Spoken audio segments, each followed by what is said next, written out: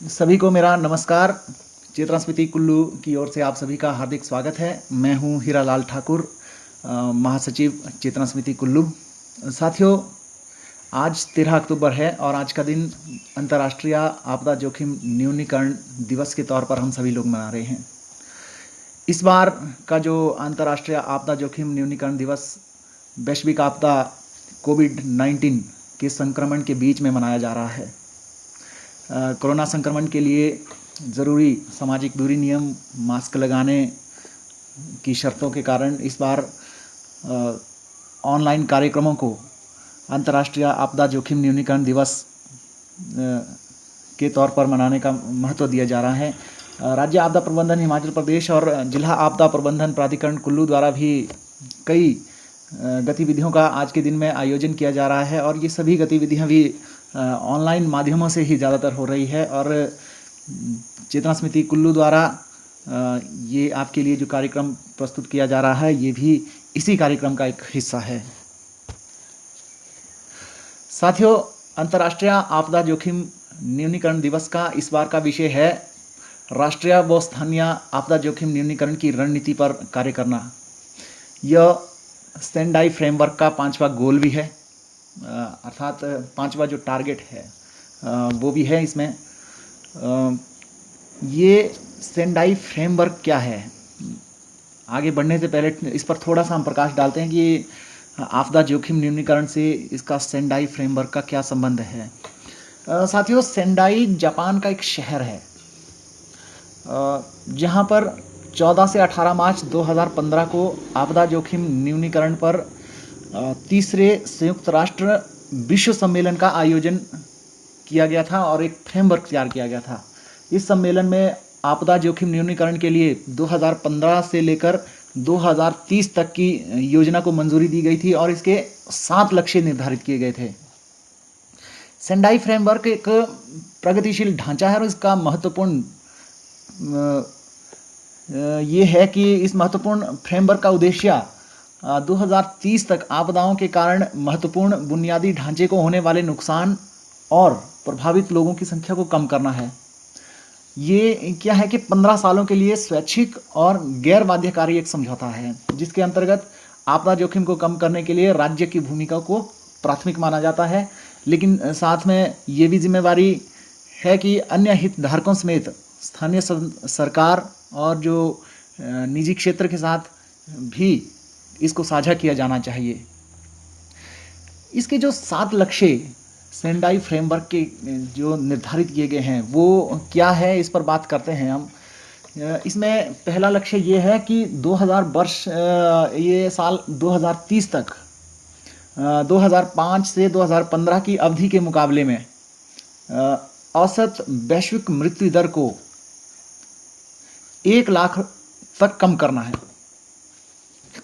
दूसरा लक्ष्य इसका ये है कि वर्ष 2030 तक 2005 से 15 की अवधि की तुलना में वैश्विक रूप से आपदा प्रभावित लोगों की औसत संख्या को प्रति 1 लाख तक कम करना। तीसरा लक्ष्य इसका ये है कि वर्ष 2030 तक वैश्विक सकल घरेलू उत्पाद के संबंध में प्रत्यक्ष आपदा से होने वाले आर्थिक नुकसान को कम करना। चौथा लक्ष्य है इसका वर्ष 2030 तक आपदा से होने वाली क्षति और साथ ही स्वास्थ्य और शैक्षिक सुविधाओं तथा महत्वपूर्ण बुनियादी ढांचे और बुनियादी सेवाओं में व्यवधान को कम करना। पांचवा लक्ष्य है इसका 2020 तक राष्ट्रीय व स्थानीय आपदा जोखिम में कमी की रणनीति अपनाने वाले देशों की संख्या में प्राप्त वृद्धि करना, जिसके तहत इस बार का ये कार्यक्रम भी मनाया जा रहा है। ये 5वां लक्ष्य है। तो छठा लक्ष्य इसका ये है कि वर्ष 2030 तक इस फ्रेमवर्क के कार्यान्वयन के लिए अपने राष्ट्रीय कार्यों की पूर्ति हेतु पर्याप्त और सतत समर्थन के माध्यम से विकासशील देशों के बीच अंतर्राष्ट्रीय सहयोग को बढ़ावा देना। और इसका जो 7वां व आखिरी लक्ष्य है वो है वर्ष 2030 तक multi hazard early warning system आपदा जोखिम की जानकारी तथा आकलन की उपलब्धता में पर्याप्त वृद्धि करके लोगों की पहुंच इन तक सुनिश्चित करना। ये 7 जो लक्ष्य इसमें निर्धारित किए गए थे सेंडाई फ्रेमवर्क में। इसके अलावा इसमें जो 4 प्रमुख कार्यों को महत्व दिए गए वो ये है कि आपदा जोखिम का अध्ययन करना और आपदा जोखिम प्रबंधन में सुधार करना, ढांचागत और गैर ढांचागत उपायों के लिए आपदा जोखिम को कम करने के लिए निवेश करना तथा आपदा का सामना करने के लिए तैयारी, पूर्व सूचना एवं आपदा के बाद बेहतर पुनर्निर्माण का कार्य करना। ये इसके 4 प्रमुख कार्य थे। इसी के आधार पर सेंडाई फ्रेमवर्क जो तैयार हुआ है और इसी के तहत अंतर्राष्ट्रीय आपदा जोखिम न्यूनीकरण दिवस को हर साल 13 अक्टूबर को मनाया जाता है। हर साल वैसे ये 1 सप्ताह का कार्यक्रम होता है, लेकिन इस बार आपदा जो चली है वैश्विक आपदा कोविड-19 उसकी वजह से 1 दिन का ही कार्यक्रम इस बार रखा गया है और इसमें भी अधिकतर कार्यक्रम ऑनलाइन ही इस बार किया जा रहा है। जो हमारा राज्य आपदा प्रबंधन प्राधिकरण है उसके द्वारा समर्थ कार्यक्रम इस दौरान आयोजित किया जाता है और जो समर्थ 2020 इस बार हम मना रहे हैं तो उसका जो विषय रखा गया है वो है सुशासन और आपदा जोखिम न्यूनीकरण। अर्थात सुशासन से आपदा जोखिम न्यूनीकरण कैसे किया जा सकता है, इस पर हम लोग विस्तार से चर्चा करेंगे और ये इस बार का विषय है। साथियों, आगे बढ़ने से पहले थोड़ी सा चर्चा हम इस पर करते हैं कि जो चेतना समिति कुल्लू है उसका आपदा जोखिम न्यूनीकरण में क्या रोल रहा है, क्या भूमिका रही है। तो हम लोग वर्ष 2008 से आपदा जोखिम न्यूनीकरण पर कार्य कर रहे हैं और समुदाय को इसके प्रति जागरूक कर रहे हैं। प्रशासन और सरकार के साथ मिलकर भी हमने काम किया है। राष्ट्रीय स्तर की, राज्य स्तर की विभिन्न प्रकार की एजेंसियां, जो गैर सरकारी एजेंसियां जिसमें हैं, उनके साथ भी हमने आपदा जोखिम न्यूनीकरण पर महत्वपूर्ण कार्य किया है। संस्था इसमें जिला आपदा इंटर एजेंसी समूह जो कुल्लू में बनाया गया है उसकी कोर सदस्य है, जबकि राज्य आपदा इंटर एजेंसी ग्रुप जो पूरे प्रदेश का है उसकी भी सदस्य है। संस्था द्वारा 2008 से एक कार्यक्रम चलाया गया है स्थानीय संसाधनों से आपदा जोखिम न्यूनीकरण। इसके तहत हम समुदाय हैं उनको जो स्थानीय स्तर पर जितने भी संसाधन मौजूद होते हैं उनसे आपदा जोखिम के न्यूनीकरण को कैसे कर सकते हैं इसके विषय में जागरूक करने का कार्य कर रहे हैं। इसके तहत लोगों के लिए जागरूकता कार्यक्रम चलाते हैं, हम प्रशिक्षण कार्यक्रम चलाते हैं। हाल ही के सालों में हमने यहाँ जिला आपदा प्रबंधन के साथ कुल्लू दशहरा में भी कुछ एक कार्यक्रम किए हैं और लोगों को इसके माध्यम से भी जागरूक किया है। साथियों, ये जो सुशासन और आपदा जोखिम न्यूनीकरण के संबंध को जो समझना है, तो इससे पहले हमें सुशासन से मतलब कि आपदा जोखिम न्यूनीकरण आप कैसे कर सकते हैं, इसको समझने से पहले हमें आपदा और सुशासन की कुछ एक कड़ियों को समझना पड़ेगा। तो आइए सबसे पहले हम उस पर बात करते हैं कि ये इसकी जो विभिन्न शब्दावली है उसकी परिभाषाएं, उसके अर्थ क्या हैं, उनको हम सबसे पहले समझते हैं।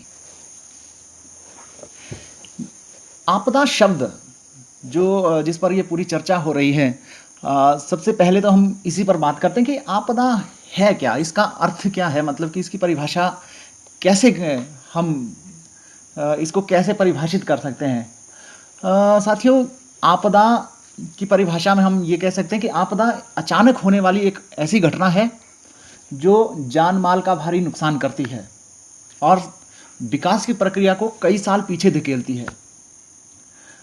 या यूं कह सकते हैं हम कि आपदा एक प्राकृतिक या मानव निर्मित जोखिम का प्रभाव है जो समाज या पर्यावरण को नकारात्मक रूप से प्रभावित करता है। आपदा शब्द ज्योतिष विज्ञान से आया है जिसका अर्थ होता है बैड स्टार, मतलब कि बुरे सितारे। आप ये कह सकते हैं कि जब सितारे बुरी स्थिति में होते हैं तो बुरी घटनाएं होती है।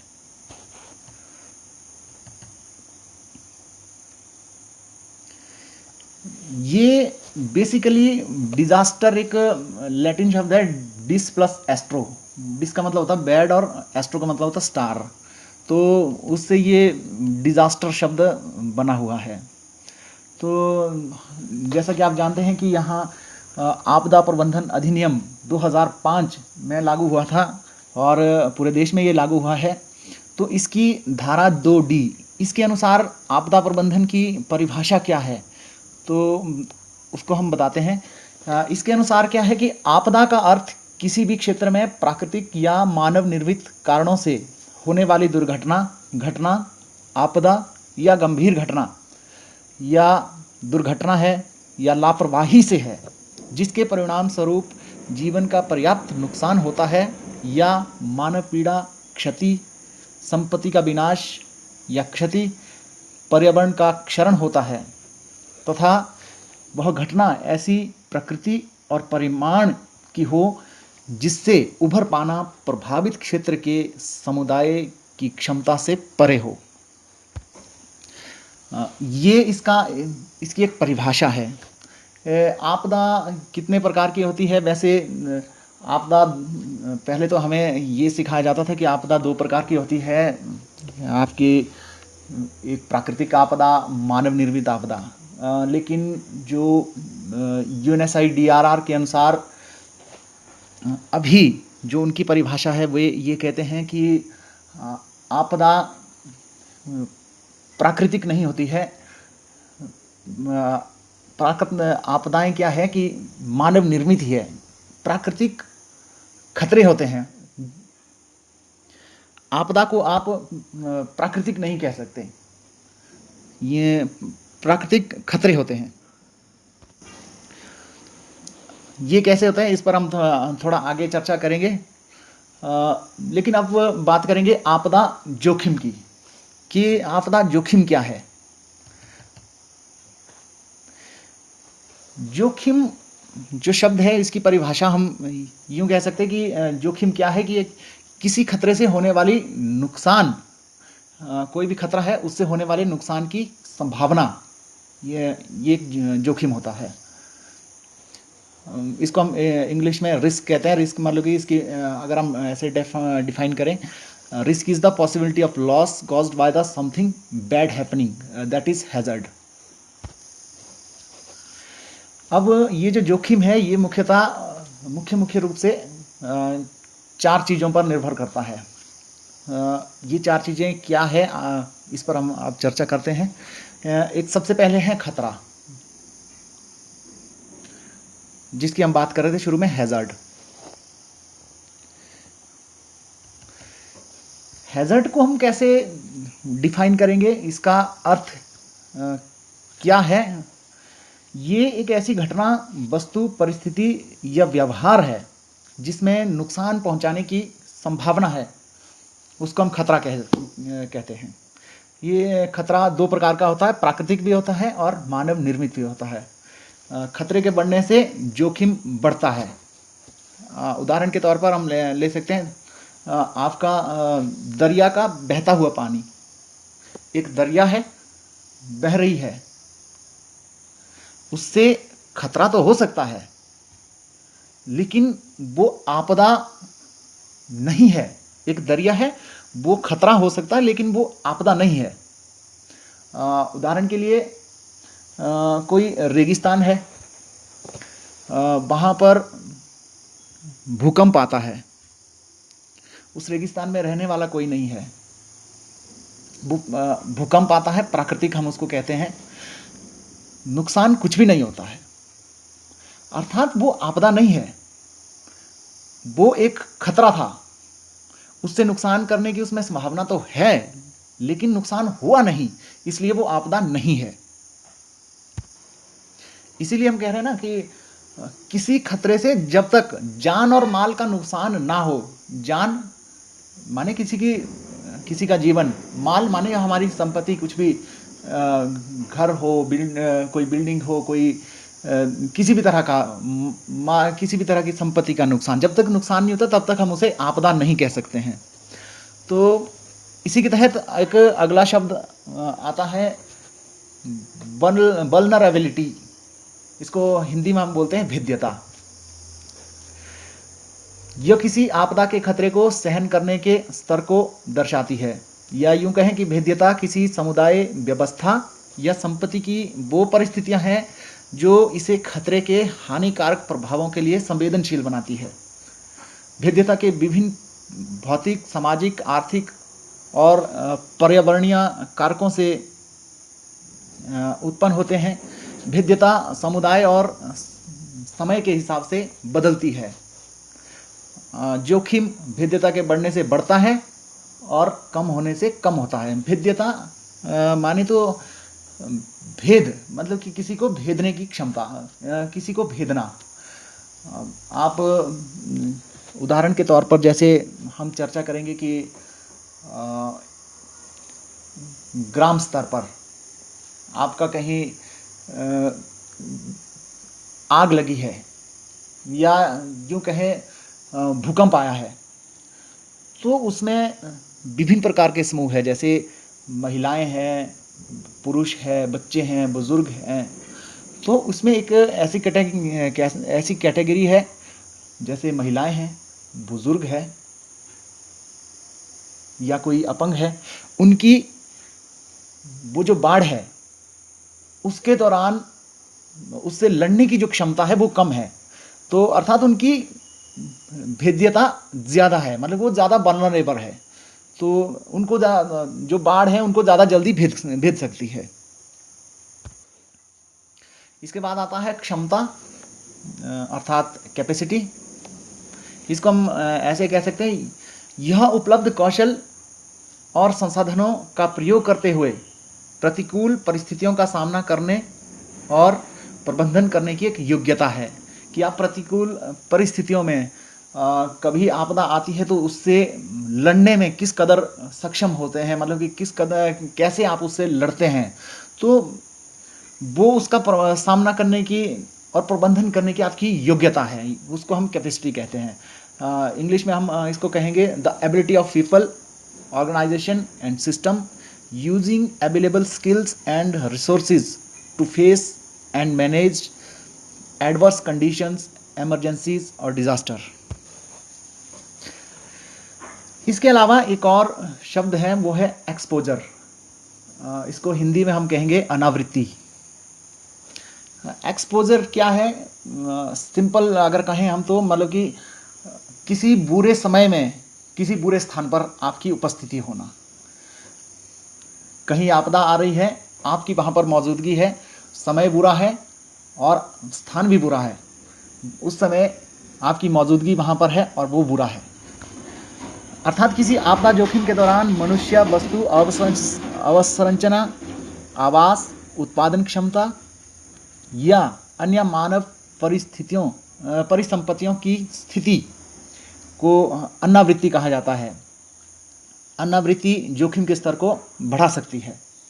इंग्लिश में हम कहेंगे the state of having no protection from something harmful, या ऐसे कह सकते हैं the situation of people, infrastructure, housing, production capacities and other tangible human assets located in hazard prone areas. तो ये एक्सपोजर है, अर्थात आपकी जो जोखिम है उसके स्तर को ये भी एक बढ़ाने में कारक हो सकती है और वो आपदा का रूप ले सकती है। ये जो 4 बिंदुओं पर हमने चर्चा की, उनके आधार पर जोखिम को हम इस तरह से कैलकुलेट कर सकते हैं कि जोखिम अर्थात खतरा गुणा भेद्यता गुणा एक्सपोजर बटा क्षमता। अर्थात आपका खतरा और भेद्यता और अनावृत्ति, एक्सपोजर, ये आपके जोखिम को बढ़ाएंगे, लेकिन आपकी जो क्षमता क्या है उससे ये जोखिम का लेवल कम हो जाएगा। अर्थात क्षमता को बढ़ाना पड़ेगा और ये जो भेद्यता है इसको घटाना पड़ेगा। अनावृत्ति को भी कम करना पड़ेगा। भेद्यता और एक्सपोजर, ये दो, इनको हमें कम करना पड़ेगा। तो इससे क्या है कि आपदा का जो जोखिम है वो कम हो सकता है। अभी बात करेंगे हम न्यूनीकरण की। न्यूनीकरण का मतलब होता है कि न्यून करना, कम करना।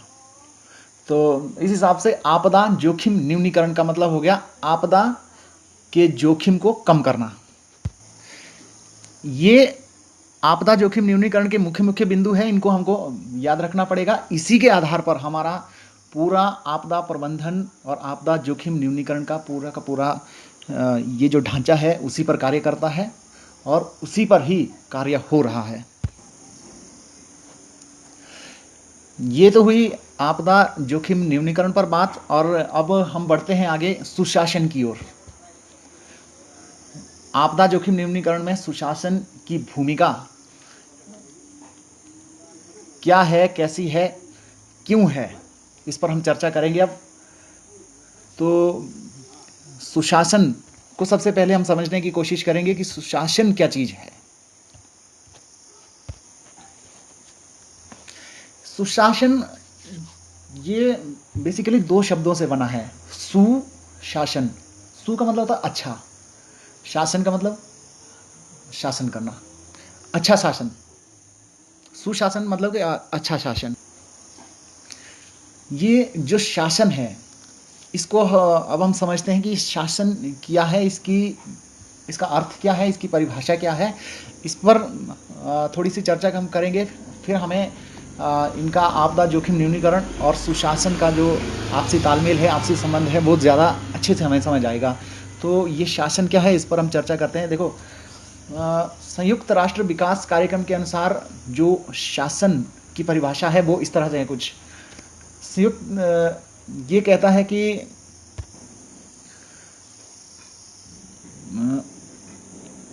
वर्ष 2000 क्षमा चाहूँगा, संयुक्त राष्ट्र विकास कार्यक्रम ने वर्ष 1997 में शासन को परिभाषित करते हुए कहा था, ये प्रत्येक स्तर पर एक देश के मामलों का प्रबंधन करने के लिए आर्थिक, राजनीतिक और प्रशासनिक प्राधिकार का प्रयोग है। इसमें ऐसे तंत्र, प्रक्रियाएं व संस्थाएं शामिल होती है जिनके जरिए नागरिक और समूह अपने हितों को व्यक्त करते हैं, अपने वैधानिक अधिकारों का प्रयोग करते हैं, अपनी जिम्मेदारियों को पूरा करते हैं और अपने मतभेदों को सुलझाते हैं। ये शासन की संयुक्त राष्ट्र विकास कार्यक्रम के अनुसार परिभाषा है। इससे पहले 1993 में विश्व बैंक ने शासन को लेकर जो परिभाषा दी थी वो इस प्रकार से थी, शासन एक पद्धति है जिसके द्वारा विकास के लिए एक देश के राजनीतिक, आर्थिक और सामाजिक संसाधनों के प्रबंधन में शक्ति का प्रयोग किया जाता है। अर्थात शासन व्यवस्था एक विस्तृत अवधारणा है जिसमें शासन के विभिन्न अंग, शासन के विभिन्न स्तर, ये अंतर्राष्ट्रीय स्तर पर, राष्ट्रीय स्तर पर, क्षेत्रीय स्तर पर, स्थानीय स्तर पर, विभिन्न स्तरों पर उनके अधिकार, दायित्व, कार्यक्षेत्र की स्पष्ट रूपरेखा इसमें शामिल होती है। शासन के अंगों व अन्य विविध सरकारी, गैर सरकारी संगठनों व संस्थाओं से संबंध, राज्य नागरिक संबंध, नागरिकों के अधिकारों का संरक्षण, शासन की प्रकृति, कल्याणकारी और अन्य आदि कारक शासन व्यवस्था को प्रभावित करते हैं। ये विश्व बैंक की एक परिभाषा है जिसने शासन को कुछ इस तरह से डिफाइन किया हुआ है। अंग्रेजी में हम इसको कहेंगे गुड गवर्नेंस। सुशासन के कुछ अहम बिंदु जो इस तरह से हो सकते हैं, बेहतर तरीके से शासन, आपका जो शासन है वो बेहतर तरीके से हो, ऐसा शासन जिसमें गुणवत्ता हो, अर्थात क्वालिटी, वह खुद में एक अच्छी मूल्य व्यवस्था को धारण करता हो, शासन के तरीके में दक्षता का विकास जिससे उसकी वैधानिकता और साख में बढ़ोतरी हो। सुशासन शासन से आगे की चीज है।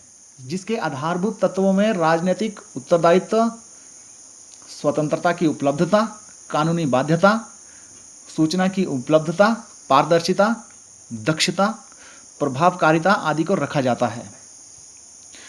शासन प्रणाली की प्रकृति में ठीक तरह से जनोन्मुखी या लोकतांत्रिक जीवन शैली को लाना सुशासन होता है। दरअसल ये जो सुशासन शब्द है, इसका चलन 1990 के आसपास में देखा गया था। जो 1990 का दशक था उसमें इसका शब्द ज़्यादा प्रचलन में आया था और काफ़ी तेज़ी से इसका चलन बाद में बढ़ा है। तो इसी के बाद से हमारा अभी जो कार्यक्रम, जितने भी कार्यक्रम होते हैं, उसमें सुशासन जुड़ा हुआ है। विकास की दिशा में प्रयत्न कर रही विश्व की कई संस्थाओं और संयुक्त राष्ट्र ने इस शब्द को बाद में प्रयोग किया। इसके बाद से अन्य देशों की सरकारों ने शासन की गुणवत्ता को सुधारने के लिए इसको अपनाया। तो अर्थात हम कह सकते हैं कि वर्ष 1990 के पश्चात ही गवर्नेंस को समावेशी स्वरूप प्रदान करते हुए गुड गवर्नेंस की अवधारणा विकसित हुई थी। यानी शासन तो पहले भी हो रहा था, लेकिन उस शासन को अच्छा कैसे करें, ये गुड गवर्नेंस, इसको हम कह सकते हैं। अब भारतीय संदर्भ में जो सुशासन है उसके बारे में चर्चा करते हैं। भारतीय संदर्भ में देखें तो कौटिल्य रचित अर्थशास्त्र में कहा गया है कि प्रजा की उन्नति में ही राजा की उन्नति है। जैसे हम कहते हैं ना कि प्रजा से ही राजा है। राष्ट्रपिता महात्मा गांधी ने भी अच्छे शासन के लिए कल्पना की थी, किसकी? स्वराज की, सुराज की, अच्छे राज की, अपने राज की। इसके अलावा भारतीय परंपरा में राम राज की कल्पना भी सुशासन को ही इंगित करती है और व्यक्त करती है। जो राम राज है वो भी राम के जो आदर्श थे, काफ़ी अच्छे आदर्श, रघुकुल रीत जिसको हम कहते हैं कि जान जाए पर पचन ना जाए, तो वो भी सुशासन को ही इंगित करती है। सुशासन को जो ये गुड गवर्नेंस है, इसको हम जो बैड गवर्नेंस होता है उसके उल्टे में भी देख सकते हैं। अच्छा शासन, बुरा शासन, तो उसके साथ में भी इसकी तुलना कर सकते हैं कि अब बुरा शासन कैसा है, क्योंकि शासन तो हो रहा है, शासन में फिर शासन अच्छा हो रहा है, बुरा हो रहा है। बुरा शासन को हम कैसे समझ सकते हैं कि बुरे शासन में क्या होता है कि प्रशासनिक मशीनरी काम तो करती है, उसके परिणाम भी मिलते हैं, लेकिन इसमें लागत क्या होता है कि अपेक्षाकृत ज़्यादा होती है। जो परिणाम हमें चाहिए होते हैं, जिन परिणामों की आवश्यकता होती है, वो मिलते तो है, लेकिन साथ में ऐसे परिणाम भी हमें मिलते हैं जो वास्तव में अवांछनीय होते हैं, जिनकी हमें ज़रूरत नहीं है। कई बार क्या होता है कि पूरे लगन से प्रयास करने पर भी स्थिति में बदलाव परिलक्षित नहीं होता। योजना अपना पूरा प्रभाव नहीं छोड़ती है। यदि उसके कई लक्ष्य हैं तो कुछ लक्ष्य होते हैं, हमें अच्छे परिणाम मिलेंगे, हम काफ़ी अच्छी स्थिति में होंगे, अच्छा कार्य करेंगे, लेकिन बाकी के जो लक्ष्य हैं वो बेअसर साबित होते हैं। कुशासन में क्या होता है कि बैड गवर्नेंस जो है, इसमें क्या होता है कि एक भ्रम रहता है कि जिस मात्रा में संसाधन का व्यय होगा उसी मात्रा में परिणाम हासिल होगा। अर्थात 10 रुपये लगवाओगे तो उसी के बराबर का परिणाम, जितना गुड़ डालोगे उतना मीठा, बोलते हैं हम। ये एक भ्रम है, लेकिन अच्छे शासन में ऐसा नहीं होता है। अच्छे शासन में, अच्छा शासन इसके विपरीत होता है।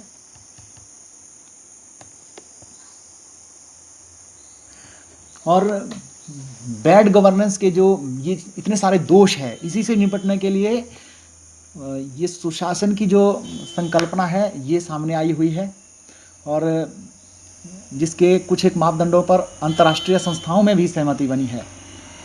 तो ये मापदंड क्या है, इस पर हम कुछ अब चर्चा करेंगे कि और समझेंगे कि इनके बिना जो ये मापदंड है, इनको पूरे किए बिना हम शासन को सुशासन नहीं कह सकते। सुशासन तभी होगा जब हम इन कुछ अहम बिंदुओं को, इन मापदंडों को पूरा करेंगे।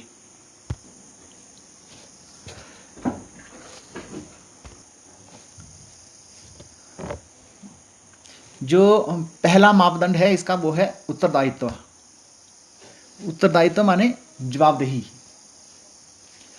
ये सुशासन का सबसे महत्वपूर्ण मापदंड है। जब तक हम उत्तरदायित्व, जवाबदेही को नहीं समझेंगे, जब तक हमारी जवाबदेही तय नहीं होगी, तब तक हम सुशासन को हासिल नहीं कर सकते हैं। आप किसी योजना को लागू तो लाते तो है, लेकिन वो योजना सफल कैसे होगी, उसको सफल कौन पूरा करेगा, कैसे करेगा, कब करेगा, जब तक ये सब सारी जवाबदेही तय नहीं होगी, तब तक आप शासन को सुशासन नहीं कह सकते। मतलब कि सुशासन तब तक हासिल नहीं हो सकता। और यह लोकतंत्र में ही विकसित होता है। सहभागिता, क्षमा चाहूंगा, अगर लोकतांत्रिक संस्थाओं के प्रति उत्तरदायित्व नहीं है, अर्थात लोकतांत्रिक संस्थाएं, हमारी शासन प्रशासन जितनी भी संस्थाएं हैं, अगर उनमें जवाबदेही नहीं है, उनके प्रति जवाबदेही नहीं है, तो काम का निष्पादन ठीक से नहीं हो सकेगा। अर्थात जवाबदेही तय होने से ही कार्य निष्पादन बेहतर हो सकता है और इसी से सुशासन आ सकता है। ये सबसे महत्वपूर्ण एक मापदंड है। इसके बाद दूसरा आता है पारदर्शिता। ये भी एक महत्वपूर्ण मापदंड है जो कार्य निष्पादन में सबसे जरूरी है। पारदर्शिता, स्पष्टता, यानी जो कुछ भी कार्य कर रहे हैं वो स्पष्ट होना चाहिए, वो पारदर्शी होना चाहिए। जो परंपरागत शासन व्यवस्था जो पहले रही है, जब हम बात कर रहे हैं ना कि 1990 से पहले सुशासन की जो संकल्पना वो थी नहीं, हालांकि हमारे भारतीय समाज में थी, लेकिन इससे पहले जो शासन की व्यवस्था रही है, आप आज़ादी से पहले की भी जो व्यवस्था देखें तो उसमें क्या होता था कि राजतंत्र है, तो उनका शासन करने का कैसा तरीका होगा, वो क्या चीज़ें आपके साथ साझा करेंगे, क्या चीज़ें साझा नहीं करेंगे, कौन सी बातें, कौन से निर्णय स्पष्ट होंगे, कौन से निर्णय अस्पष्ट होंगे, वो अधिकतर मामलों में क्या होता था कि जनता को उसका पता नहीं होता था। राजा जो चाहेगा वो करेगा। और परंपरागत शासन व्यवस्था में यही एक होता था, मतलब कि गोपनीयता का व्यवहार, इसको हम कह सकते हैं। तो ये गोपनीयता का व्यवहार उसमें होता था, लेकिन जब हम सुशासन की बात करेंगे तो ये गोपनीयता का व्यवहार नहीं चलेगा। अर्थात ये इसमें स्वीकार्य नहीं है। कार्य और उनके परिणामों से जुड़ी सूचना को मांग पर उपलब्ध करवाया जाना चाहिए। अर्थात कोई कार्य हो रहा है, पंचायत में कार्य हो रहा है, जिला स्तर पर कार्य हो रहा है, किसी विभाग का भी कार्य हो रहा है, कार्य किसके लिए हो रहा है? जनता के लिए। अगर जनता चाहे तो उससे जुड़ी किसी भी सूचना को मांग सकती है और शासन को, प्रशासन को उस सूचना को उपलब्ध करवाना होगा। ये सुशासन की एक अहम कड़ी है, सुशासन में ज़रूरी है। जैसे हमारे देश में सूचना का अधिकार अधिनियम है, वो इसी दिशा में उठाया गया कदम है। मतलब कि जिसको हम कह सकते हैं वो पारदर्शिता के लिए उठाया गया कदम है, अर्थात सुशासन के लिए उठाया गया कदम है। और इससे क्या होता है कि शासन पर सही निर्णय लेने का दबाव बढ़ता है। अर्थात कोई कार्य हो रहा है, एक कार्य है, कार्य तो हुआ है, लेकिन उसमें कई चीज़ें स्पष्ट नहीं है, कई चीज़ें ऐसी है अच्छी लोगों को नहीं लगी है, गोपनीयता बरती गई है। जब पूछते हैं कि जी ऐसा क्यों हो रहा, तो कह रहे हैं कि ये बता नहीं सकते। लेकिन सुशासन में ऐसा नहीं है। और इससे क्या होता है कि जो अगला जो कार्य होगा, जब सुशासन की हम बात करेंगे तो पिछले कार्य से सबक लेते हुए आगे के कार्य में सही निर्णय लेने का दबाव पैदा होगा, और इससे क्या होता है कि निर्णय लेने की क्षमता भी बढ़ती है। इसके अलावा क्या होता है कि कार्य की गुणवत्ता भी इससे बढ़ती है।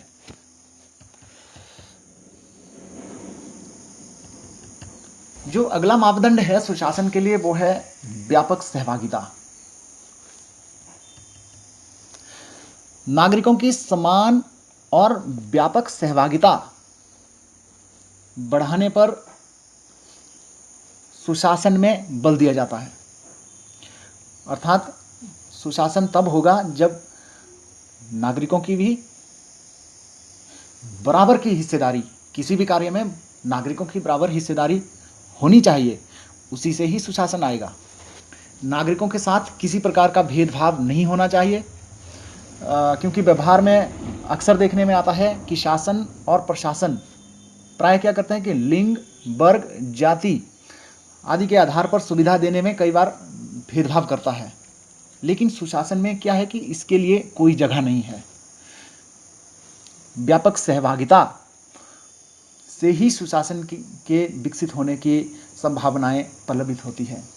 कोई भी विकास कार्य है, कोई भी योजनाएं हैं, उसमें योजना कैसे बननी है, उसमें लोगों की सहभागिता, एक व्यापक सहभागिता, सभी की सहभागिता जब होती है तो कार्य क्या होता है कि अच्छा होता है। यहाँ हम इसकी चर्चा क्यों कर रहे हैं? आपदा जोखिम न्यूनीकरण के लिए।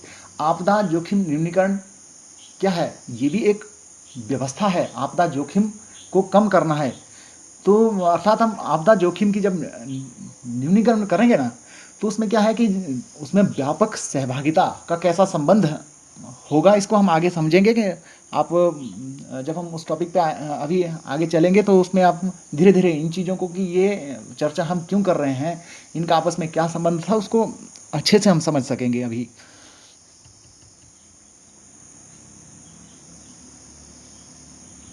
एक और चीज आती है इसमें, विश्वसनीयता। सुशासन में विश्वसनीयता पर पर्याप्त बल दिया जाता है। अर्थात जब तक शासन की विभिन्न कड़ियों के बीच विश्वसनीयता, आपस में एक दूसरे के प्रति विश्वास नहीं होगा, तब तक आप सुशासन नहीं कह सकते हैं। जनता और शासन के बीच में विश्वास की जो खाई रहेगी ना, तब तक सुशासन नहीं है। अपने वादों और नीतियों को पूरा करने से अमली जामा पहनाना ही सुशासन लाने का एक तरीका होता है। शासन, शासन माने सरकार, आज के संदर्भ में जो हम कहते हैं, शासन जो नीतियां बनाता है उन्हें सही होना चाहिए, और जब वे नीतियां प्रयोग में लाई जाए तो पूरी तरह से वचनबद्ध होकर लागू की जाए, तभी लोगों में शासन के प्रति विश्वसनीयता आती है।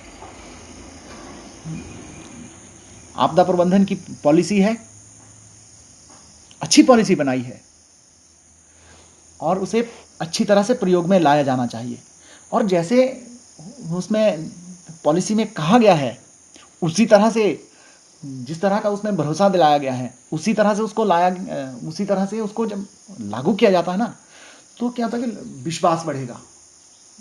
कोई भी ऐसा नहीं है, आपदा प्रबंधन की बात हो रही है, किसी दूसरी भी पॉलिसी की, कोई भी विकास कार्यक्रम, कोई भी विकास योजना है, उसकी हम बात करेंगे।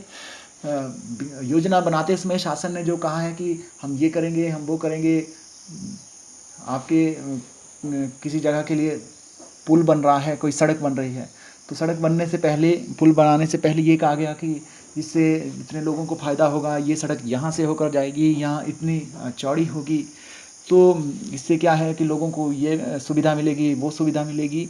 लेकिन जब बनाते हैं, जब वो सड़क बनाने का काम आरंभ होगा, तो उस दौरान जो योजना में बातें कही गई है, जो लोगों को विश्वास दिलाया गया है, वो चीज़ें होनी चाहिए, तभी लोगों का विश्वास बढ़ेगा सरकार के प्रति, शासन के प्रति, और उसी को हम सुशासन कहेंगे।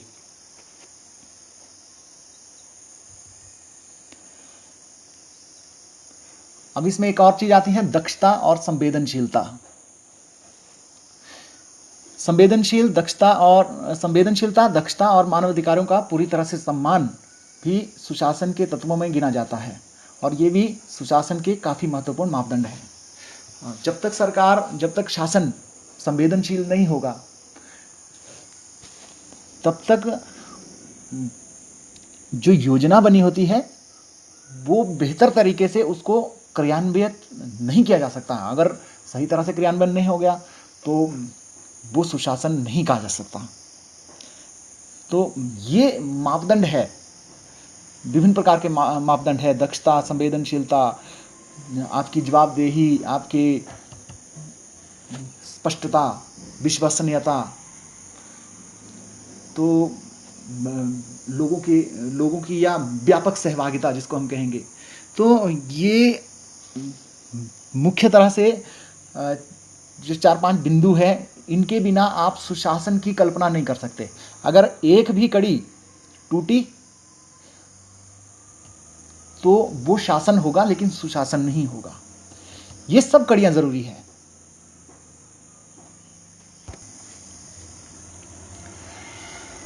ये सुशासन के विभिन्न पहलुओं को हमने जाना। तो अब हम जोड़ के देखते हैं कि सुशासन से सामुदायिक आपदा जोखिम न्यूनीकरण कैसे संभव है और ये कैसे काम करेगा। इस पर हम अब थोड़ा सा स्पष्ट हो रहे हैं और अब इस पर आगे की चर्चा करते हैं। अभी हमने इसमें एक शब्द आता है सामुदायिक आपदा जोखिम न्यूनीकरण, जिस पर हम विशेषकर चेतना समिति जो कार्य कर रही है वो सामुदायिक आपदा प्रबंधन, सामुदायिक आपदा जोखिम न्यूनीकरण है, सामुदायिक आपदा प्रबंधन है। तो ये जो समुदाय है, एक शब्द बीच में आता है, इसको भी हम थोड़ा सा समझ लेते हैं कि ये क्या है। समुदाय क्या होता है कि ये किसी क्षेत्र विशेष में समान उद्देश्य के साथ सामान्य जीवन व्यतीत करने के लिए रहने वाले लोगों का एक समूह होता है, जिसको हम समुदाय कहते हैं। समुदाय में जो सदस्य रहते हैं, जो लोग रहते हैं, उनमें क्या होता है कि आपस में लेन देन होता है। समुदाय में क्या लोग अपनी ज़रूरतों को पूरा करने के लिए क्या करते हैं, एक दूसरे पर निर्भर रहते हैं, एक दूसरे का सहयोग करते हैं। और जो समुदाय में लोग रहते हैं ना, उसमें क्या होता है कि हम की भावना होती है। ऐसा ये है ना कि मैं नहीं, हम, कोई काम करना, हाँ हम। लोगों में क्या होता है कि एकता होती है, निकटता होती है। किसी के ऊपर भी कोई संकट आ जाए तो पूरा का पूरा गांव खड़ा हो जाता है कि एक गांव का एक परिवार या एक व्यक्ति बीमार होता है तो पूरे के पूरे गांव को चिंता हो जाती है। समुदाय क्या होता है कि विशेष क्षेत्र में रहता है, और इसकी जो हम परिभाषा है उसको हम इस तरह से भी कह सकते हैं, एक सबसे छोटा क्षेत्रीय समूह होता है जिसके तहत सामाजिक जीवन के समस्त पहलू आ सकते हैं।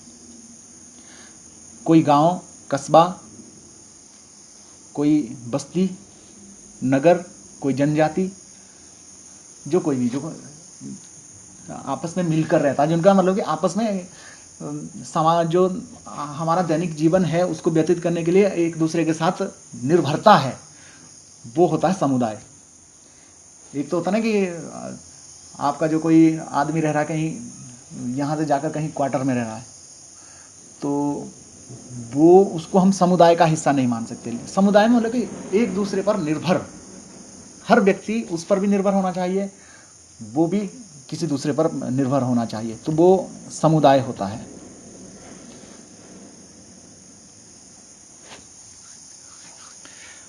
और ये जो समुदाय स्तर पर सुशासन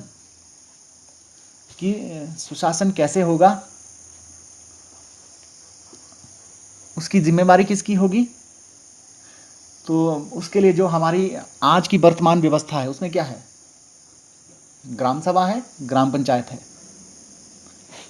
यही है ना कि हमारे शासन व्यवस्था की सबसे निचले स्तर की जो शासन इकाई है वो ग्राम पंचायत है, ग्राम सभा है, ग्राम पंचायत है। ग्राम सभा और ग्राम पंचायत का कार्य क्या होता है?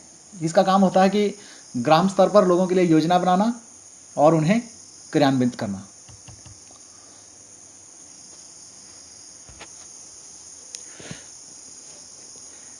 ये जो अभी तक हमने इसमें चर्चा की है कि सुशासन के विभिन्न पहलू क्या है और आपदा जोखिम न्यूनीकरण क्या है, ये कंप्लीट हमने एक अभी तक चर्चा की है। तो अब हम चलते हैं जो हमारा मुख्य कार्य है, जो हमारा विषय है कि सुशासन से सामुदायिक आपदा जोखिम न्यूनीकरण। अब इन चीज़ों को सामुदायिक आपदा जोखिम न्यूनीकरण और सुशासन की इन कड़ियों को आपस में हम जोड़ेंगे। तो ये कैसे एक दूसरे के साथ मिलकर कार्य करती है, कैसे सुशासन से जो हमारा आपदा जोखिम न्यूनीकरण होगा वो अब हम उसका बिल्कुल पूरी तरह से वो स्पष्ट हो जाएगा। और हम यहाँ पर बात करेंगे सामुदायिक आपदा जोखिम न्यूनीकरण की। सामुदायिक आपदा जोखिम न्यूनीकरण मतलब हमारे ग्राम सभा और ग्राम पंचायत, जो हमारे गांव लेवल की स्थिति है, वहाँ पर हम चर्चा करेंगे। उसमें हम जानेंगे अभी कि वहाँ पर सुशासन अगर होगा तो कैसे आपके आपदा जोखिम का जो ढांचा है कार्य करेगा। सबसे पहले इसमें देखिए बात ये करते हैं कि आपदा की 3 स्थितियाँ होती है: आपदा से पहले, आपदा के दौरान और आपदा के उपरांत। आपदा से पहले माने आपदा नहीं हुई है उससे पहले क्या होता है, उसमें पूर्व तैयारी आती है कि आपदा से लड़ने के लिए जो हमारी तैयारी है। और आपदा के दौरान यानी कि जब आपकी आपदा हो रही है। तो आपदा के उपरांत हो गया कि आपदा हो चुकी है, उसके बाद आपने क्या करना है। तो इन तीनों स्तरों पर कैसे कैसे आपका आपदा जोखिम न्यूनीकरण कैसे होता है, उसका जो सामुदायिक स्तर पर उसको हम सबसे पहले समझेंगे आपदा से पहले वाले में। जो सुशासन की कड़ी है, वो जो ग्राम सभा है, ग्राम पंचायत है, उसका आपदा से पूर्व का कार्य क्या है। देखिए, सबसे पहला कार्य है ग्राम स्तर पर लोगों को आपदा जोखिम न्यूनीकरण के प्रति अवगत करवाना और उन्हें जागरूक करना। अर्थात जो समुदाय में आपके लोग हैं, गांव स्तर पर आपके जितने भी लोग हैं, उनको आपदा के बारे में जागरूक करना। ये किसका कार्य है? ग्राम सभा, ग्राम पंचायत, यानी कि आपकी जो सुशासन की जो सबसे सामुदायिक सुशासन है ना, उसकी जो कड़ी है ग्राम पंचायत, उसका ये कार्य है। इसके अलावा क्या है? ग्राम आपदा जोखिम न्यूनीकरण की आवश्यकता और महत्व के प्रति लोगों को अवगत करवाना। ये जो हम बात कर रहे हैं सामुदायिक आपदा जोखिम न्यूनीकरण, इसकी आवश्यकता क्यों है, इसका महत्व क्या है, इसके प्रति लोगों को जागरूक करवाना, इसके आवश्यकता के बारे में बताना, इसके महत्व के बारे में बताना, ये भी किसका काम है? ग्राम सभा और ग्राम पंचायत स्तर का काम है। इसके अलावा ग्राम आपदा प्रबंधन समिति का गठन करना। ग्राम आपदा प्रबंधन समिति क्या होती है कि इससे हम क्या कर सकते हैं कि आपदा से लड़ने के लिए सुनियोजित तरीके से हम कार्य कर सकते हैं। तो ये एक कार्य होता है। जब हमारी ग्राम आपदा प्रबंधन समिति बनती है तो उसके बाद में क्या कार्य होता है? इसके बाद का अगला जो कार्य है वो है ग्राम स्तर का पारिस्थितिक अर्थात सिचुएशनल मानचित्रण करना, कि आपका जो समुदाय स्तर पर जितनी भी आपकी आपदाएं हैं, आपकी आग है, भूकंप है, बाढ़ है, या किसी दूसरी तरह की और भी जो जितनी भी तरह की आपदाएं हैं, कि वो उनकी स्थितियां कैसे हैं, मतलब कि आपकी पंचायत की स्थिति के, आपके पंचायत या गांव की परिस्थिति कैसी है, उसका मानचित्रण करना। इसके अलावा ग्राम स्तर पर जोखिम, खतरों, भेद्यता, संवेदनशीलता, क्षमता और संसाधन का मानचित्रण करना। ये काम भी किसका है? ग्राम सभा, ग्राम पंचायत का। हम क्योंकि छोटे लेवल की कड़ी का समुदाय स्तर पर बात कर रहे हैं, तो समुदाय स्तर पर कौन आता है? ग्राम पंचायत, ग्राम सभा। तो समुदाय स्तर पर, ग्राम स्तर पर जितने भी जोखिम है, मान लो आपके आग सबसे ज़्यादा होती है, या भूकंप का खतरा है वहाँ पर, या बाढ़ का खतरा है, या दूसरे किसी फैक्ट्री से होने वाले कोई खतरा है, किसी भी तरह का। अब उसका मानचित्रण करना, अब उससे कौन कौन लोग प्रभावित होंगे, उसकी भेद्यता क्या होगी, उसकी वल्नरेबिलिटी क्या होगी, उसका भी मानचित्रण करना।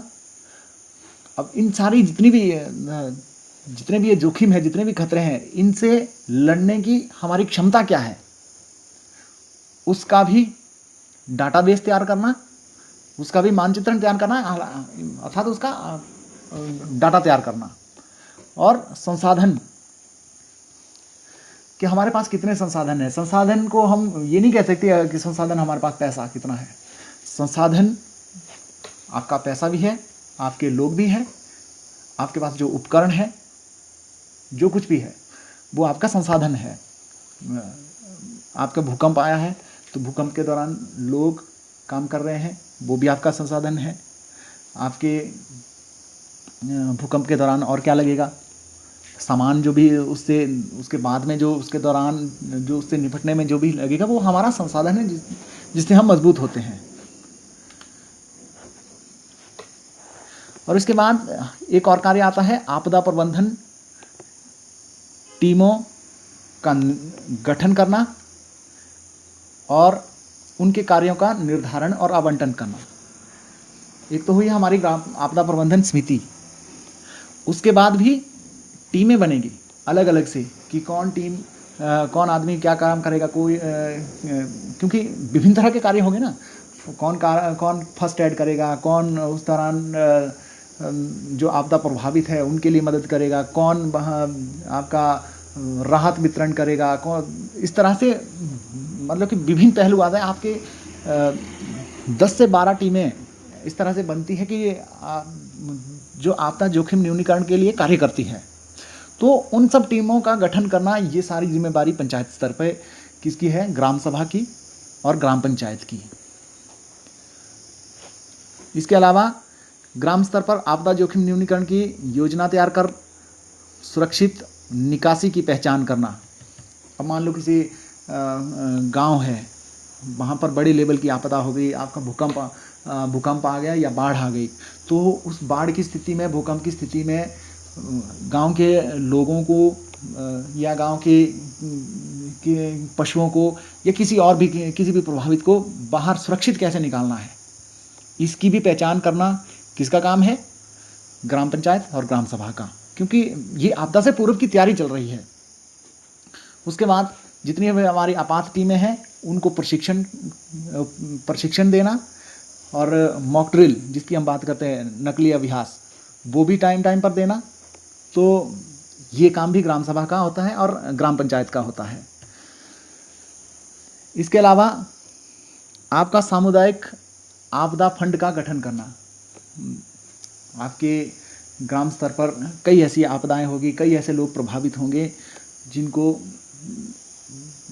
मान लो आपदा आती है तो जो सरकारी राहत पहुंचाने में मिलने में हो सकता है कुछ देर लगे, तो उस दौरान तक क्या हो सकता है कि आप अपने स्तर पर उनको मदद दे सकते हैं। जैसे कि हमारे जो परंपरागत व्यवस्था में हम देखते हैं ना कि मान लो किसी का घर जल गया हो, अब सरकार की तरफ से, रेवेन्यू डिपार्टमेंट की ओर से तो लोग बाद में आते हैं, लेकिन उससे पहले जो आप उस घर के आसपास में उनके पड़ोसी हैं, जो उनके रिश्तेदार हैं, तो वो सब लोग उनको क्या करता है कि कुछ ना कुछ चीज़ें देते हैं, उन अपनी तरफ से कोई ना कोई मदद देते हैं। तो ये जो एक फंड है, ये जो सामुदायिक आपदा फंड होता है, इसमें भी ऐसा होता है कि आप कुछ ना कुछ चीज़ें इसमें फंड में डालते हैं। वो आपका पैसा भी हो सकता है, वो आपका अनाज भी हो सकता है, वो आपके कपड़े भी हो सकते हैं, वो कुछ भी हो सकता है। उसमें आप जमा करवाते हैं और कोई भी आपदा आए तो उससे आप उसको दे सकते हैं। इसके अलावा ग्राम सभा की विकास योजनाओं को आपदा जोखिम न्यूनीकरण को ध्यान में रखकर तैयार करना। देखिए, पंचायतों में विभिन्न प्रकार की विकास योजनाएं होती है। आजकल जो हो रहा है, मनरेगा का कार्य हो रहा है, सड़कें बन रही है, गांव के रास्ते बनते हैं, स्कूल बनता है, गांव में जितना भी इंफ्रास्ट्रक्चर डेवलपमेंट होता है, जितना भी विकास होता है, आपका पानी के टैंक बनते हैं, आपकी सिंचाई योजनाएं चलते हैं, आपके खेतों में काम होता है। उन सब योजनाओं में क्या है कि आपदा जोखिम न्यूनीकरण को ध्यान रखना होता है। आपका मानो टैंक बन रहा है, तो उस टैंक से पानी का टैंक है, कम्युनिटी लेवल पे टैंक बना है, तो अर्थात मान लो आपका गांव आग की दृष्टि से ज़्यादा संवेदनशील है, वहाँ पर आग लगती है और उसमें आग की स्थिति के लिए निपटने के क्या है कि पानी की कमी है। अब आपने समुदाय स्तर पर एक बड़े टैंक का निर्माण करना है। अब जो टैंक ये है कि अब टैंक के लिए जगह ऐसी है, एक गांव से ऊपर है, एक गांव से नीचे है। अब गांव से नीचे वालों के लिए गांव से नीचे जो जगह है वो सबके लिए सुलभ हो रही है और सब लोग वहाँ पर उसको बनवाना चाहते हैं। लेकिन आपदा जोखिम न्यूनीकरण की जब योजना बनाते हैं ना, तो उसमें क्या है कि जो पानी का टैंक होता है वो गांव से ऊपर में चाहिए। क्यों? अगर आग लगे तो वहाँ से पानी लाने में आसानी हो। तो इस तरह से आपदा जोखिम न्यूनीकरण की योजना में आपको योजना को आपको इसमें ध्यान में रखना होगा। ये आपदा से पूर्व की हमारी तैयारियां हैं और कम्युनिटी लेवल पे ये किसका काम है? ग्राम पंचायत, ग्राम सभा का काम है। फिर आपदा के दौरान की क्या भूमिका है? आपदा के दौरान तो आपदा जवाबी कार्रवाई होती है, उसको अमल में लाना होता है।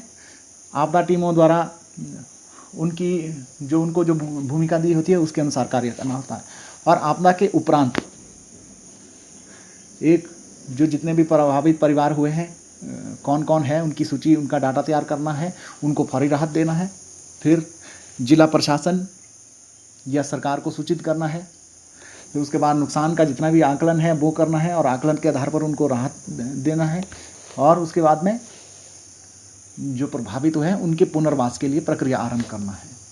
तो ये आपदा से पूर्व, आपदा के दौरान और आपदा के उपरांत के विभिन्न प्रकार के कार्य हैं जिन्हें आपकी जो ग्राम सभा है, पंचायत है, मतलब कि अर्थात शासन की जो तरफ से जो है ना, शासन की कड़ी है ना, वो ग्राम सभा, ग्राम पंचायत, उसको करना है। अब देखिए, ग्राम सभा, ग्राम पंचायत, शासन और सुशासन। सुशासन माने, सुशासन में ये बिंदु देखिए, विश्वसनीयता, पारदर्शिता, जवाबदेही, संवेदनशीलता, दक्षता, सहभागिता, ये सब चीजें उसमें शामिल होगी। आपदा से पूर्व में बातें करें, आपकी जितनी भी योजनाएं बनानी है, जितना भी मानचित्रण करना है, जितना भी प्रशिक्षण दिलाना है, उसमें अगर व्यापक जन सहभागिता, जवाबदेही, पारदर्शिता, विश्वसनीयता, संवेदनशीलता नहीं होगी तो ये आपदा से पूर्व की जितनी भी हम आपदा जोखिम न्यूनीकरण के लिए जो जितनी भी गतिविधि करेंगे ना, तो वो हमारे ज़्यादा सफल नहीं होंगी।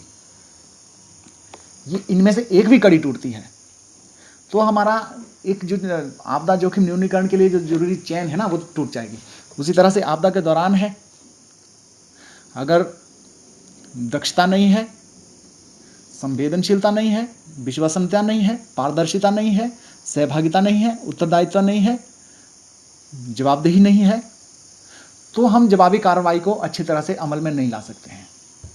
और जो आपात टीमें हैं वो अपना कार्य ठीक से नहीं कर पाएगी, क्योंकि उनकी जवाबदेही है ना, जवाबदेही तय की गई है।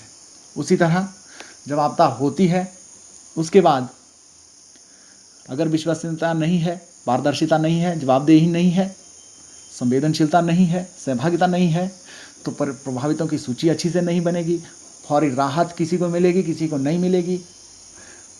प्रशासन आएगा, मेरे पास आएगा, आपके पास, दूसरे के पास नहीं आएगा। नुकसान कितना हुआ है? 10 लाख का नुकसान है, 15 लाख का भी आकलन हो सकता है उसका, 8 लाख, 5 लाख का भी आकलन हो सकता है, सही आकलन नहीं होगा। पुनर्वास के लिए जो प्रक्रिया है वो भी प्रभावित हो सकती है। ये अर्थात हम कह सकते हैं कि मतलब कि आपदा जोखिम न्यूनीकरण तभी आपका बेहतर तरीके से हो सकता है जब इसमें बेहतर तरीके से कार्य हो, यानी सुशासन, गुड गवर्नेंस जब होगा उसके बाद ही आपदा जोखिम न्यूनीकरण बेहतर तरीके से कार्य करेगा। तो इस तरह से हम देख सकते हैं कि जो आपदा जोखिम न्यूनीकरण है और जो सुशासन है वे आपस में एक दूसरे के साथ मिले हुए हैं। सुशासन नहीं होगा तो आपदा जोखिम न्यूनीकरण संभव नहीं है। अर्थात आपको अगर आज की डेट में हम अंतर्राष्ट्रीय आपदा जोखिम न्यूनीकरण दिवस है, आज की डेट में हम आपदा जोखिम न्यूनीकरण पर बात कर रहे हैं, तो हमें सुशासन को अपनाना ही पड़ेगा। जब तक सुशासन नहीं होगा तब तक हम आपदा जोखिम न्यूनीकरण के इस कॉन्सेप्ट को, इस पर हम कार्य कर ही नहीं सकते हैं। तो ये हमारा आज का विषय था। आपको कैसा लगा आप हमें ज़रूर बताएं, हमारे साथ ज़रूर साझा करें। हमें इसमें क्या और इम्प्रूवमेंट लानी है, इस पर कैसे कार्य करना है, इस पर भी आप अपने कमेंट्स हमें दे सकते हैं। आप अपनी हमें राय बता सकते हैं, आप सुझाव दे सकते हैं। तो आज के इस कार्यक्रम में फ़िलहाल इतना ही। आप सभी का बहुत बहुत आभार। चेतना समिति कुल्लू आपका इस कोविड-19 वैश्विक आपदा के दौरान आपके बेहतर स्वास्थ्य की कामना करते हैं। आप स्वस्थ रहें, क्योंकि आपदा का दौर है। और हमारी आप सभी से एक विनती यही है कि सामाजिक दूरी नियमों का पालन ज़रूर करें और घर से बाहर जब भी निकलें तो मास्क ज़रूर लगाएं। बहुत बहुत धन्यवाद। आप सभी का जय हिंद।